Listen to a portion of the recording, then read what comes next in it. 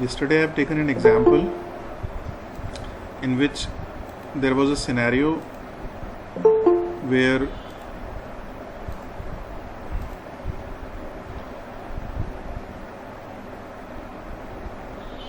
a company has been approached to make a software, and the example I have given of XYZ company wherein a software has been asked, and अभी company ने क्या किया, अपने 3 employees को बुला करके पूछा कि भाई how much time will it take to make this software ready.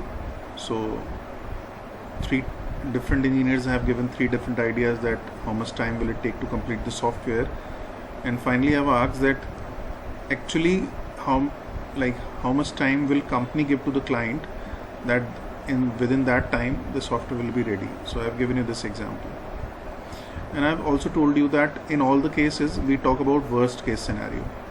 Okay, this worst case scenario. So if I continue with this example, that we have 3 options like 45 days, 90 days and 60 days. So I'm writing this here. So we have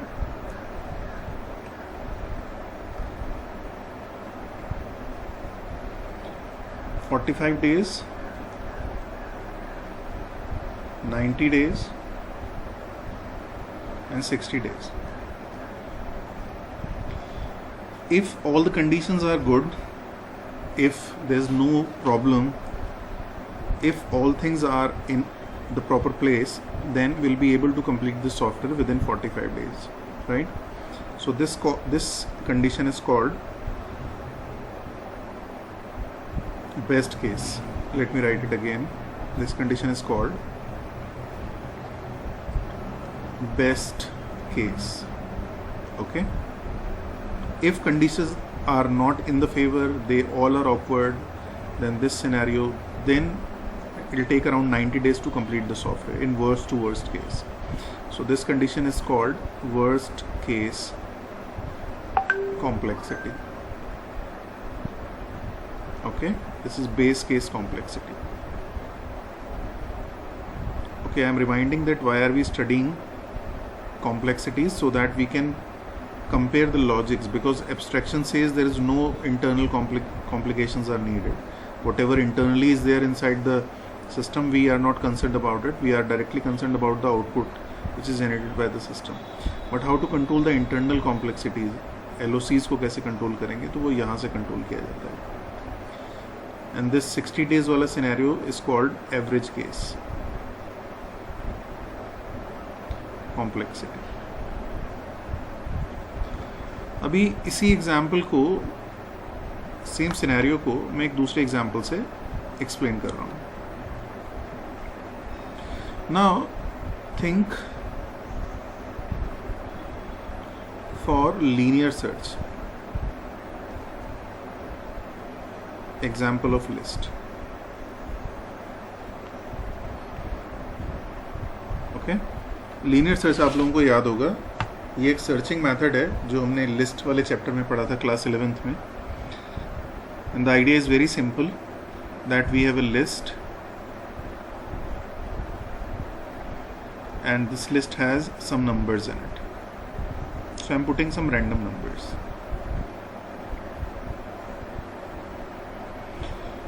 four, 6, 9, 13, 18, 24, 61, 79, 63, 59, 8. Okay, and what is the idea of linear search? What we do, we have to check whether particular number exists in the list or not. So for example, the number that is to be found out is say 9. Okay, so what we do, we compare the number which is to be searched from the list one by one. We check whether first element is 9 or not. If not, then we go for the second thing, then we go for the third. If it is found, we stop searching because the thing which we are finding is available. We have found that, right? So since we are checking this number sequentially with every element available in the list, so that's why this search is called linear search, or this is also called sequential search. sequential. Okay, sequential search. Now think for a scenario where you are looking for 4. Okay, you are looking for 4, that whether 4 exists in the system or not. Now my question is, if we are looking for 4, in how many comparisons, in how many times we'll come to know whether 4 exists in the system or not?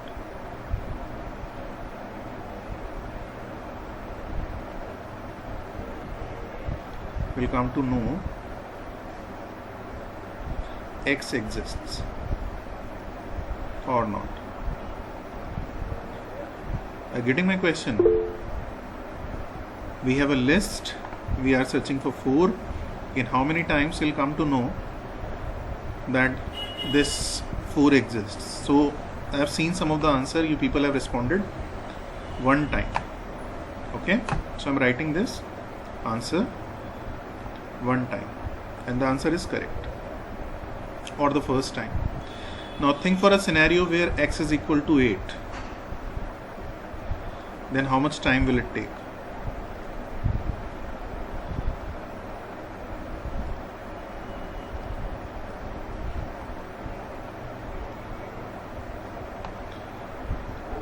Give your answer.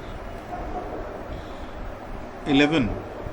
Let's see, 11 elements are there. 1, 2, 3, 4, 5, 6, 7, 8, 9, 10, 11. Yes.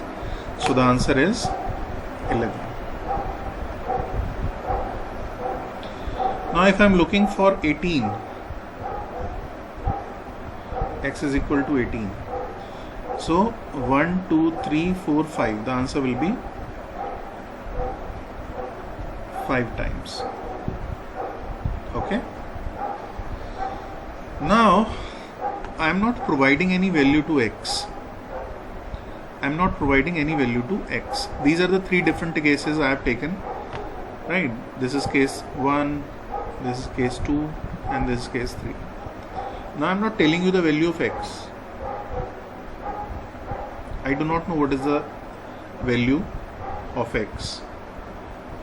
Now my question is, what is the best case wherein I can check X exists?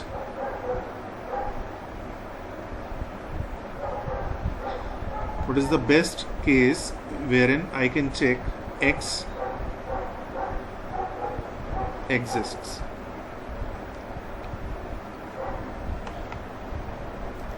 अगर मैं X की value provide नहीं करता हूँ तो best case कौन सा होगा जिसमें हम ये पता लगा सकते हैं कि X लिस्ट में है या नहीं है? So best case will be 1. क्यों होगा? देखिए, इसी एग्जाम्पल को हम दोबारा पढ़ते हैं. We are looking for X in this list. Best scenario क्या हो सकता है?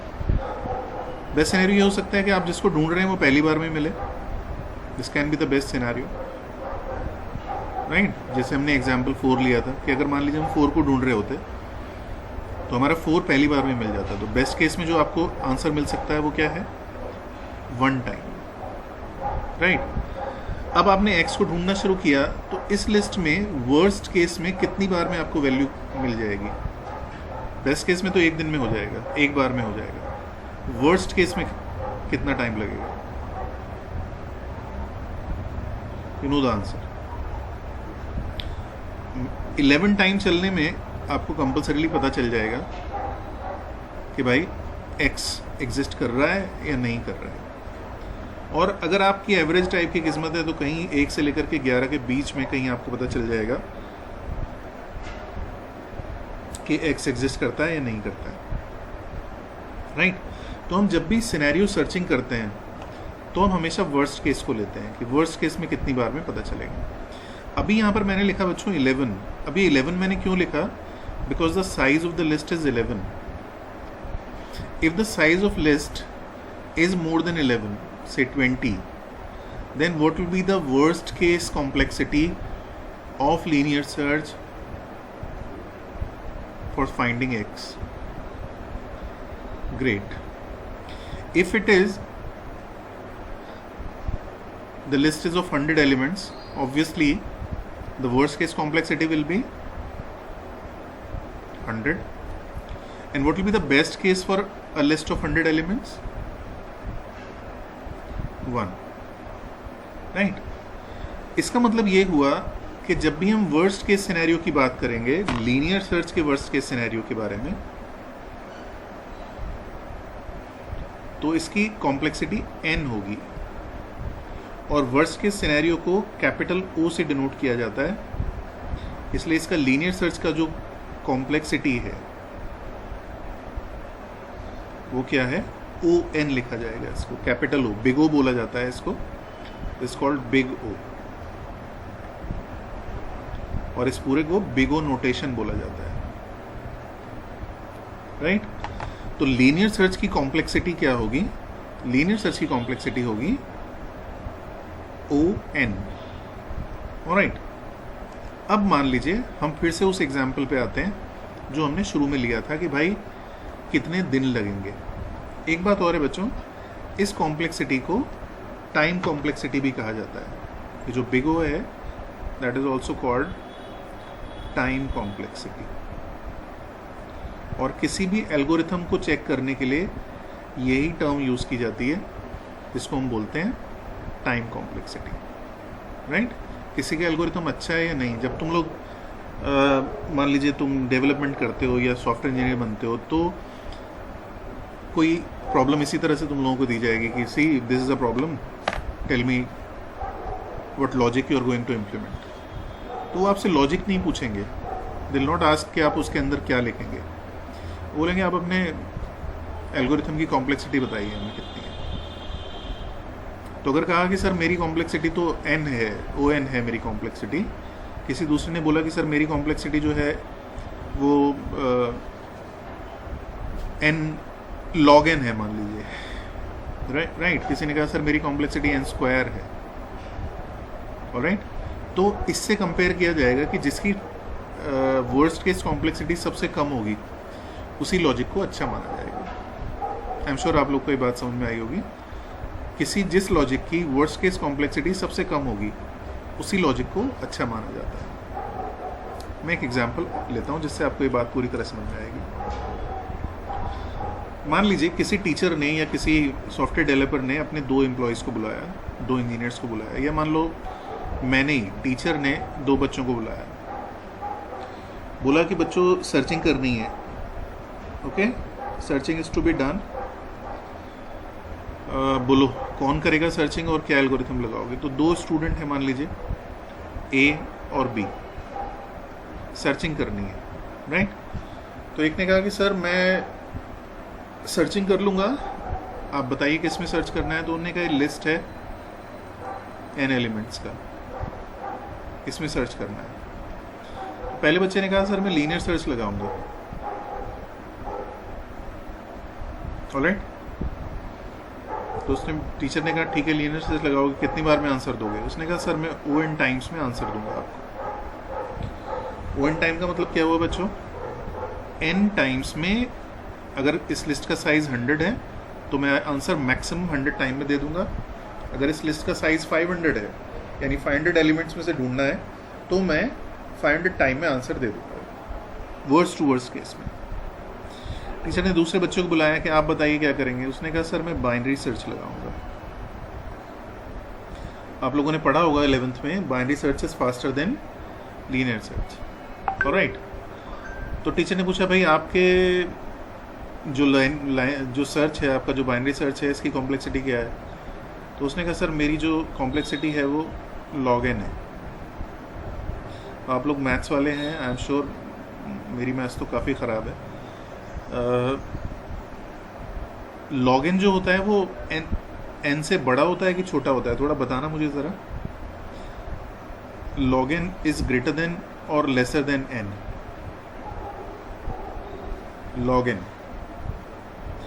log n जो होगा वो लेस होता है, राइट? Okay, good. अब ये छोटा होता कैसे है? तो इसको समझते हैं कि बाइनरी सर्च की कॉम्प्लेक्सिटी अगर log n है तो ये लॉग इन है कैसे?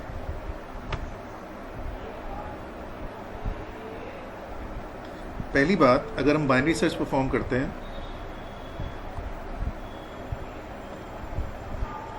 तो हमारे पास जो लिस्ट है, लिस्ट वो अरेंज होनी चाहिए।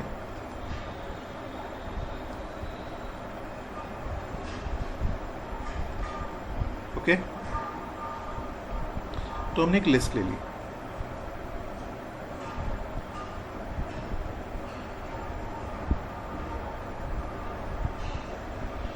Four 6 9 13 18 24 28 30 35 38।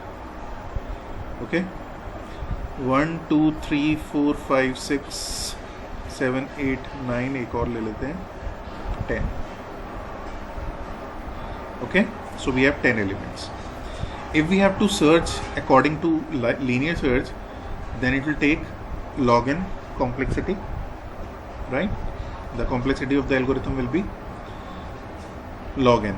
Now we have to prove that the complexity in linear search will be n only, right? On, and in binary search it will be log n.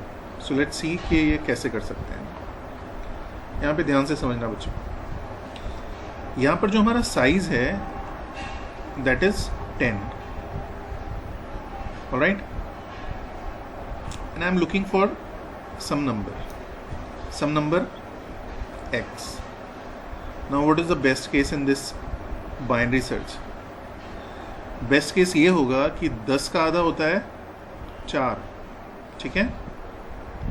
Length by 2 is 0 + 9 होगी ना length, 0 + 9, because maximum index will be 9 by 2 will be 4.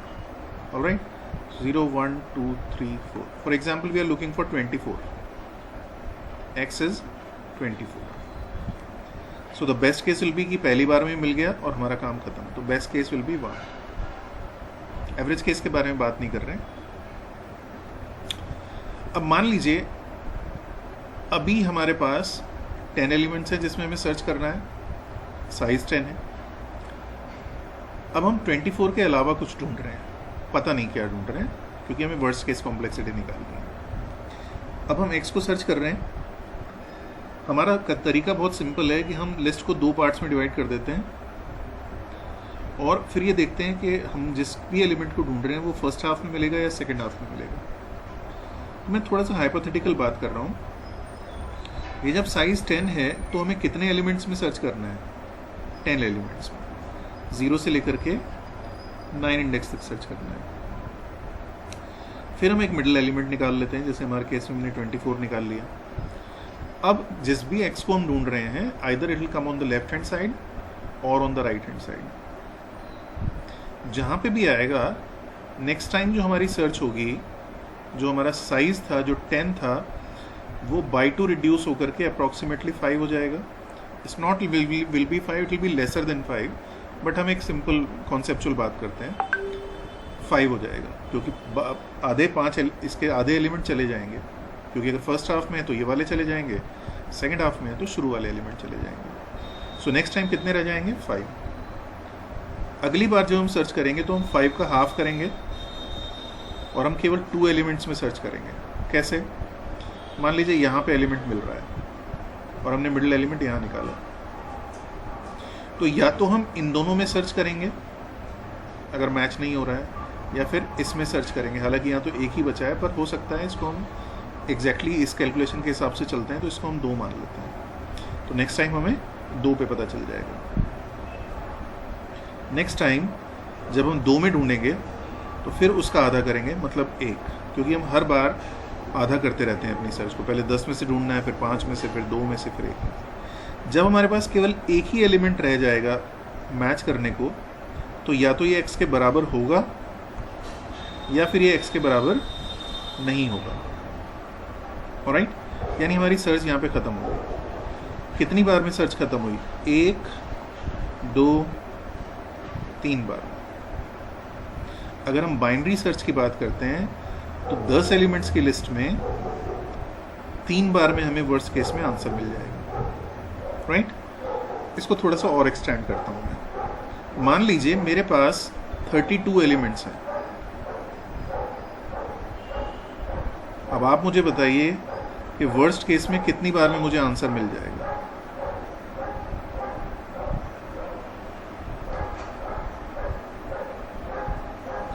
Worst case में मुझे कितनी बार में answer मिल जाएगा अगर मेरे पास 32 elements हैं।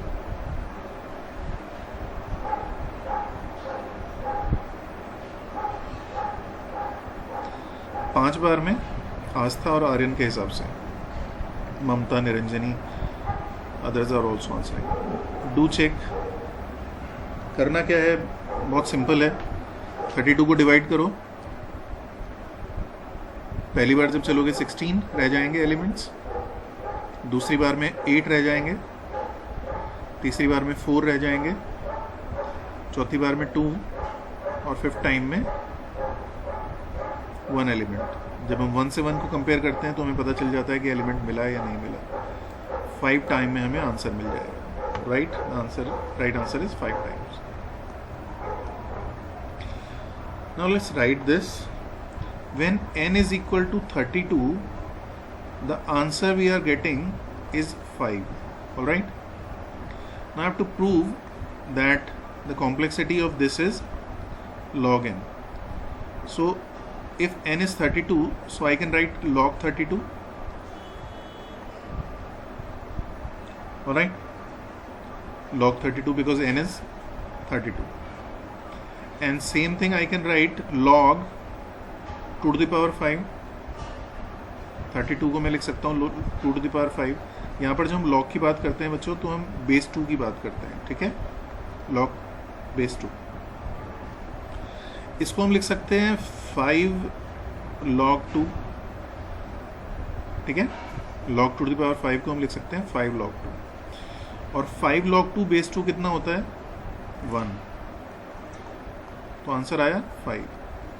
तो जब n 32 है तो आंसर 5 आ रहा है, इसलिए इसकी जो कॉम्प्लेक्सिटी हुई वो क्या हुई, log n हुई। बाइनरी सर्च की कॉम्प्लेक्सिटी। अब अगर a और b अपने टीचर के पास जाते हैं और बोलते हैं कि सर, a ने बोला सर मेरी कॉम्प्लेक्सिटी n है और b ने बोला सर मेरी कॉम्प्लेक्सिटी log n है, तो आप ही बताइए दोनों में से किसका एल्गोरिथम सिलेक्ट किया जाएगा।